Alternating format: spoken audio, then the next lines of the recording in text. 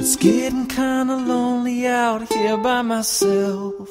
The food's running low, there's dust on the shelf, but at least I have the voices arguing in my head, which is much better than being undead. Hi everyone, it's Amber Love, and today I'm talking about Supernatural Beginnings and number 1.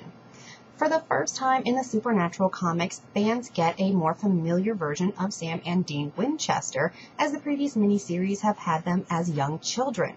We are at the point where Sam should be graduating from high school, but Father John has them off on a hunt, so Sam has to miss his graduation. Emo ensues.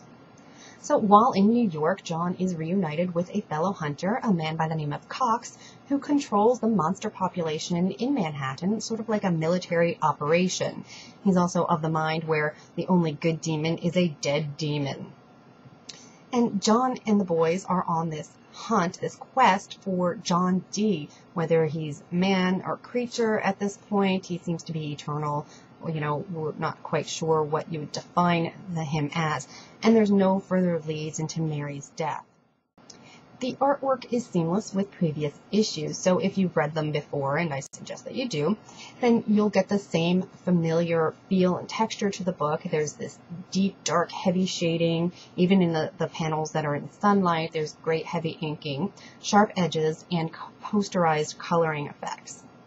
And the writing, this particular issue is by LOFLIN and DABB. They've also written several episodes of the show, so you will get the same smart-ass banter between the brothers, similar pacing as a storyboard would be, and, Sam's emo hatred for his dad, as I explained already. We've come to expect that after 5 years, and here's when it's, really starting up, and Sam's really hating his dad, and he doesn't have any recollections of his mom, so it's just, teen angst everywhere for Sam. I don't think you actually need to be a fan of the show to enjoy the comics, but I do recommend that you go back to the beginning, to the very first miniseries, because there's plenty of history there, personal history with these characters, and good foundations for the story. But, as I said, even if you've never watched the show, the stories are just, really good paranormal story arcs. So I do recommend them for that. Thanks for joining me. Don't forget to leave your feedback below in the comments, and you can follow me at twitter.com/ElizabethAmber.